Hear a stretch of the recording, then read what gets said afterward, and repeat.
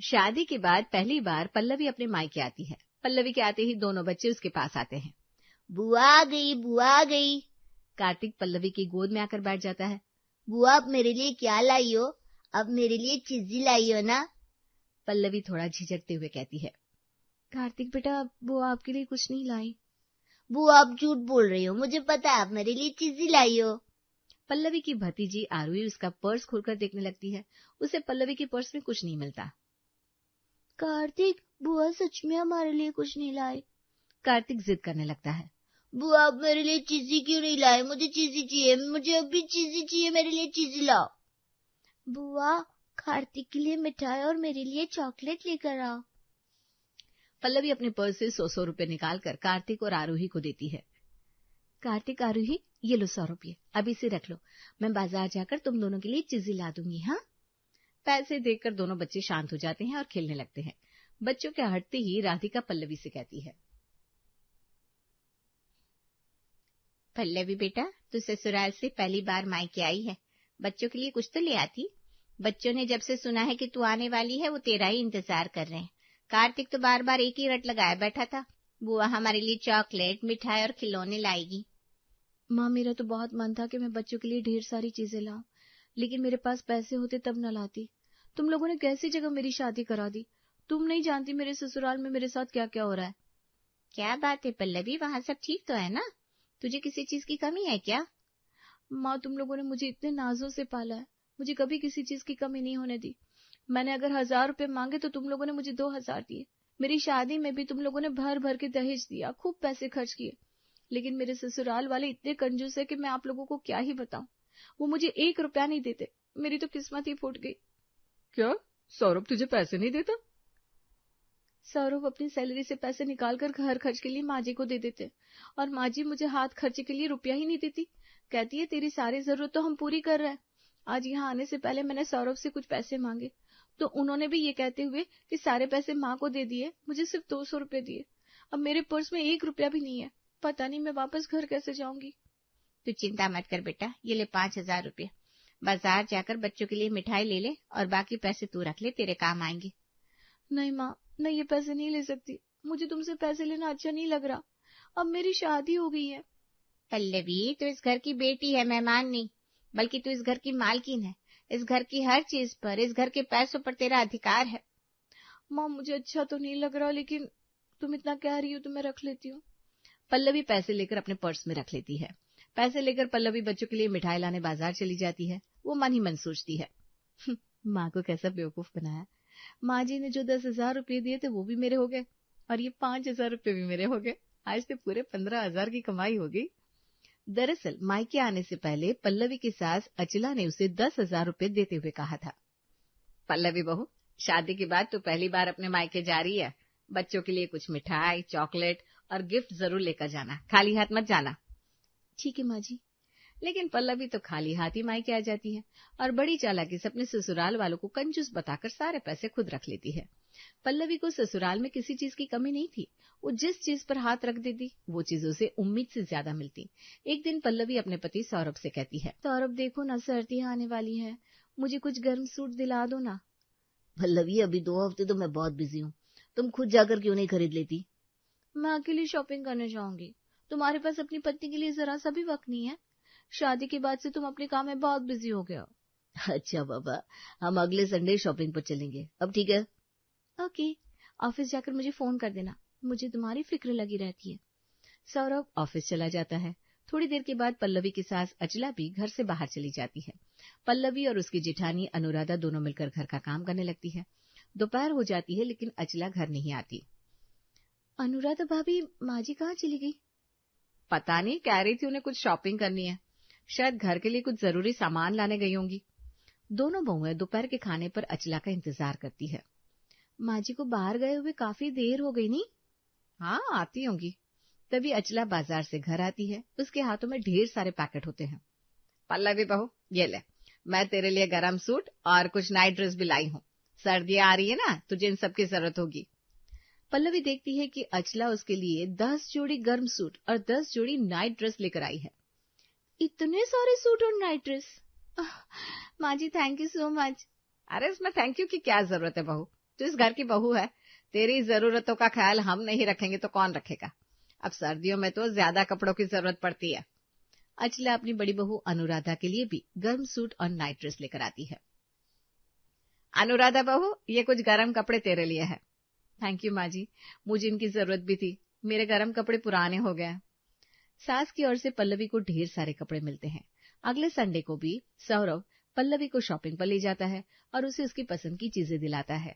अनुराधा भी पल्लवी को अपनी ओर से सर्दियों का कुछ तोहफा देती है।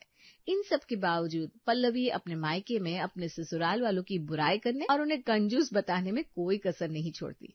कुछ दिन के बाद पल्लवी एक बार फिर अपने मायके आती है और वो भी खाली हाथ।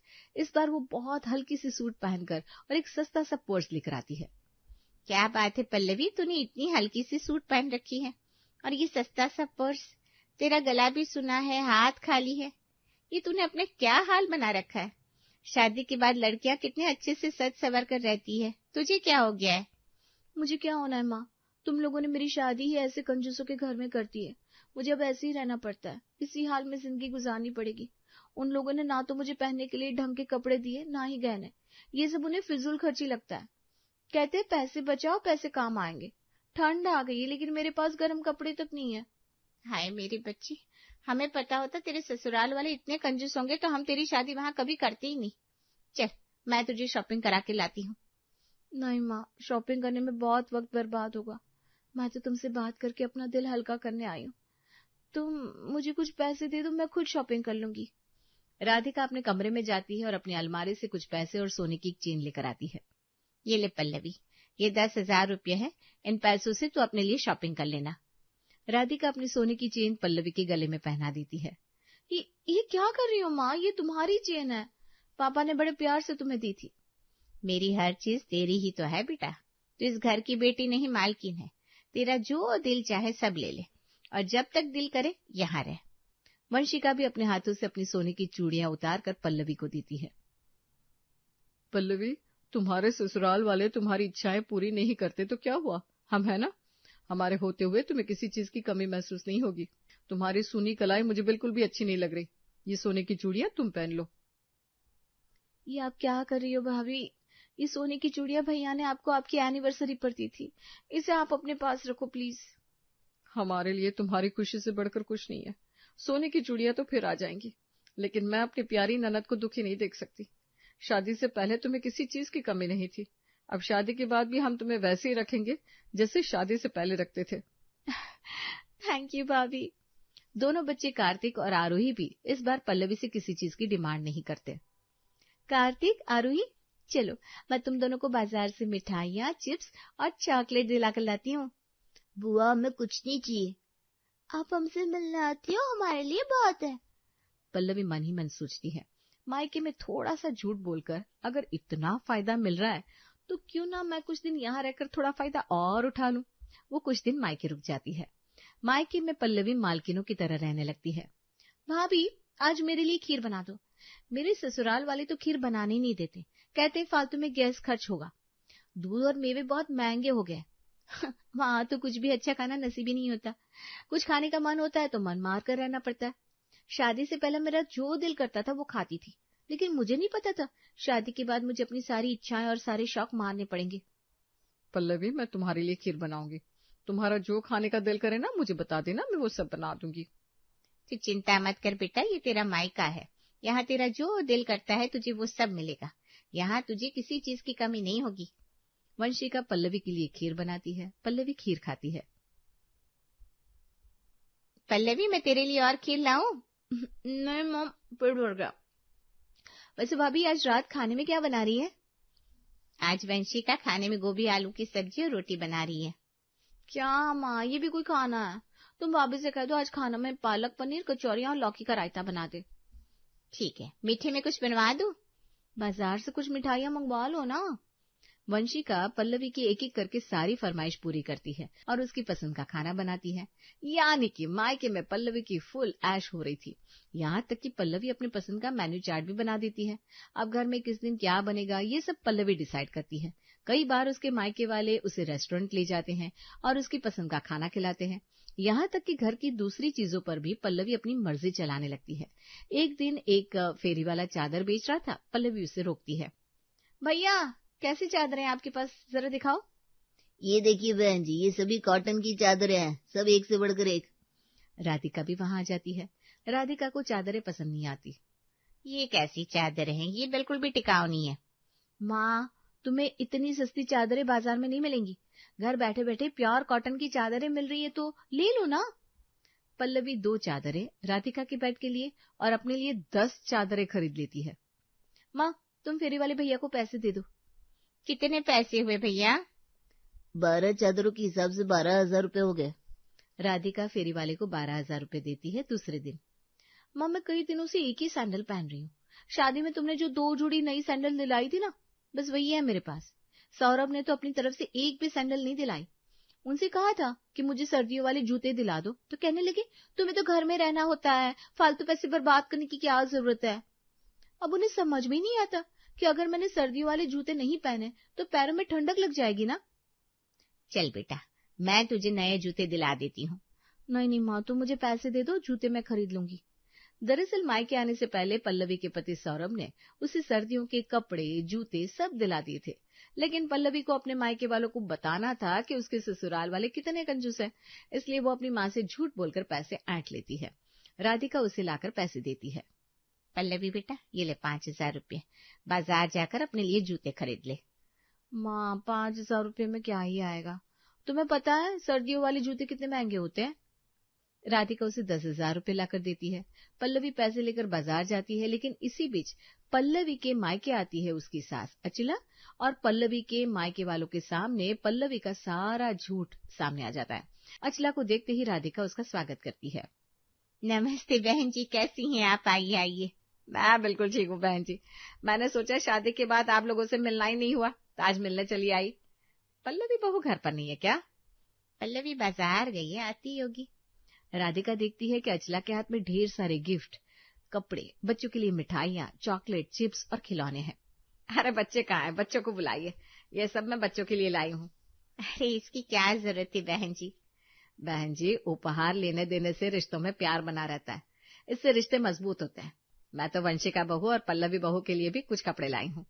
राधिका बच्चों को बुलाती है। अचला बच्चों को गिफ्ट, मिठाइयाँ, खिलौने और बाकी चीजें देती है। ये सब पाकर बच्चे बहुत खुश होते हैं। वंशिका बहू, ये तेरे लिए कुछ कपड़े लाई हूँ। आंटी जी, ये कपड़े तो बहुत ही सुंदर है, बहुत महंगे लग रहे हैं। जब अपनों के लिए कुछ खरीदना हो तो पैसे नहीं देखे जाते, इनकी असली कीमत तो तब लगेगी जब तू इन्हें पहनेगी। थैंक यू आंटी जी।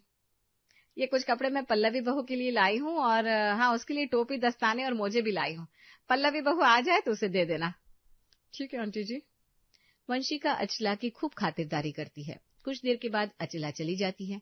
उसके जाने के बाद राधिका और वंशिका एक दूसरे का चेहरा देखती हैं। माँ जी, अचला आंटी तो इतना कुछ लेकर आई हैं, पल्लवी ने तो हमें कुछ और ही बताया है। पल्लवी ने जैसा हमें बताया है, अचला आंटी उससे बिल्कुल अलग है। मुझे नहीं लगता कि पल्लवी के ससुराल वाले उसके साथ कंजूसी करते हैं। यही तो मैं भी देख रही हूँ बहू, लेकिन तू अपना मुंह बंद रखना, ये सब सामान हटा कर रख दे। पल्लवी आए तो उसे ये बताने की जरूरत नहीं है कि उसकी सास इतना सारा गिफ्ट लेकर आई थी। पल्लवी को ये पता नहीं लगना चाहिए कि हमें सब पता चल चुका है। ठीक है माँ जी। इधर पल्लवी बाजार से कुछ सस्ते जूते खरीद लेती है और बाकी पैसे बचा लेती है। 2,000 की शॉपिंग की और 8,000 रुपए बचा लिए। ये पैसे मैं छिपा कर रख दूंगी, अब घर चलती हूँ। थोड़ी देर के बाद पल्लवी घर आती है। तो आ गई पल्लवी? तेरी सासू माँ आई थी। हाँ, सासू माँ आई थी? कह रही थी पल्लवी बहू की याद आ रही थी, इसलिए मिलने चली आई। ओह, मुझे मायके आए बहुत दिन हो गए ना, अब मुझे चलना चाहिए। मैं आज ही अपने ससुराल चली जाऊंगी। ठीक है बेटा, अपना ध्यान रखना। हाँ। शाम को पल्लवी अपने मायके जाने लगती है। राधिका उसे उसकी सास के लाए हुए कपड़े देती है, जिसे देखकर पल्लवी झेंप जाती है। ये कपड़े मेरी सासू माँ लेकर आई थी। मुझे तो यकीन ही नहीं हो रहा माँ कि उन्होंने शॉपिंग में इतने पैसे खर्च किए। शादी के बाद पहली बार मेरे मायके आई थी ना, शायद इसलिए लेकर आई होंगी, वरना ससुराल में तो उनकी पर्स से मेरे लिए फूटी कौड़ी नहीं निकलती। इतनी कंजूस है वो। कोई बात नहीं बेटा, 5 उंगलियां बराबर नहीं होती, तेरे लिए हम है ना। माँ, तुम और भाभी नहीं होती तो न जाने मेरा क्या होता। तुम दोनों मेरा कितना ख्याल रखती हो। काश मेरे ससुराल वाले भी मेरा इतना ही ख्याल रखते। मायके वालों को अपना दुखड़ा सुनाकर पल्लवी ससुराल वापस आ जाती है। पल्लवी बहू तो आ गई। मैं वंशिका को तेरे लिए कुछ कपड़े देकर आई थी। माँ जी, आपको मेरे लिए कपड़े लाने की क्या जरूरत थी? मेरे पास तो पहले से ही बहुत कपड़े हैं। तो इस घर की छोटी बहू है। घर की बहू बेटियों को उपहार देते रहने से घर में बरकत होती है। मैंने तेरे और अनुराधा दोनों के लिए कपड़े खरीदे थे। तुम मायके में थी तो सोचा वहीं दे आऊं। पल्लवी, माँ जी हम दोनों का कितना ख्याल रखती है। माँ जी अपने लिए कुछ नहीं खरीदती, लेकिन हमारे लिए पूरी दुकान उठाकर ले आती है। हमें भी माँ जी के लिए कुछ उपहार लेकर आना चाहिए। अनुराधा भाभी, मेरा भी बहुत दिल करता है अपनी माँ समान सासू माँ के लिए कुछ अच्छा सा उपहार लेकर आऊं, लेकिन मेरे पास पैसे कहाँ होते हैं। सौरभ तो मुझे 1 रुपया भी नहीं देते। पैसे होते हुए भी पल्लवी झूठ बोल देती है। कोई बात नहीं पल्लवी, मेरे पास कुछ पैसे हैं। हम इन्हीं पैसों से माँ जी के लिए एक पश्मीना शॉल लेकर आएंगे। दोनों देवरानी जिठानी बाजार जाकर अचला के लिए पश्मीना की शॉल खरीदती है। अनुराधा पेमेंट करती है। दुकान में पल्लवी को एक शॉल पसंद आ जाती है। वो बार बार उस शॉल को छू कर देख रही थी। क्या बात है पल्लवी, तुम्हें ये शॉल पसंद है क्या? पसंद तो है भाभी, लेकिन बहुत महंगी है। मेरे पास इतने पैसे कहाँ। अरे कोई बात नहीं, तुम ये शॉल ले लो, पैसे मैं दे दूंगी। लेकिन भाभी ये बहुत महंगी है। अरे कोई बात नहीं, तुम्हें ये शॉल पसंद है ना? अनुराधा दुकानदार से उस शॉल को पैक करने के लिए कहती है और खुद पेमेंट करती है। इसी तरह से पल्लवी अपने ससुराल में भी सबको बेवकूफ बनाकर उनसे कपड़े और उपहार लिया करती। कभी पति से, कभी सास से, तो कभी जिठानी से। सब उसकी जरूरतें बढ़ चढ़कर पूरी कर दिया करते। लेकिन पल्लवी अपनी हरकतों से कहाँ बाज आने वाली थी। कुछ दिन बीत जाते हैं। पल्लवी के खुराफाती दिमाग में फिर से मायके जाने का आइडिया आता है। बहुत दिन हो गए मायके नहीं गई यार, मायके होकर आती हूँ, वहां से पैसे और गिफ्ट दोनों लेकर आऊंगी। पल्लवी साधारण से कपड़ों में एक टूटा फूटा पुराना सा पर्स लेकर मायके आती है। हर बार की तरह इस बार भी वो खाली हाथ आती है। दरवाजा खुला होता है। पल्लवी मुंह बनाकर सोफे पर बैठ जाती है। पल्लवी बेटा, तू कब आई? हाँ, अब मेरा आना तुम लोगों को कैसे पता चलेगा? आज मेरे पास भी पैसे होते तो सब मेरी चिंता करते, मैं कहाँ हूँ, कैसी हूँ। आज देख लो, मैं अपने मायके आकर बैठी हूँ, लेकिन किसी को कुछ पता नहीं। मैं बच्चों के लिए मिठाई और आप लोगों के लिए उपहार लेकर नहीं आती ना, इसलिए। क्या करूं, आप लोग तो जानती हैं कि। पल्लवी की बात पूरी होती इससे पहले राधिका कहती है। हाँ, हम जानते हैं तेरे ससुराल वाले कितने कंजूस है। कंजूस? कंजूस तो उनके लिए बहुत छोटा सा शब्द है। मेरे ससुराल वाले कंजूस नहीं, जालिम है, जालिम। पता नहीं मैं किन जालिमों के घर चली गई। वंशिका भाभी को देखो यहाँ कितने आराम से है। इन्हें किसी चीज की कमी नहीं है। लेकिन मेरी तो किस्मत ही फूटी थी कि मुझे ऐसा ससुराल मिला। हाय रब्बा, ये सब मेरे साथ ही क्यों हुआ? कोई बात नहीं पल्लवी, तुमने यहाँ आकर बहुत अच्छा किया। अब तुम हमारे पास आ गई हो। तुम्हारा जब तक दिल करे यहाँ आराम से रहो। राधिका और वंशिका पल्लवी का सारा सच जान चुकी थी। दोनों एक दूसरे का चेहरा देखकर धीरे से मुस्कुरा देती हैं।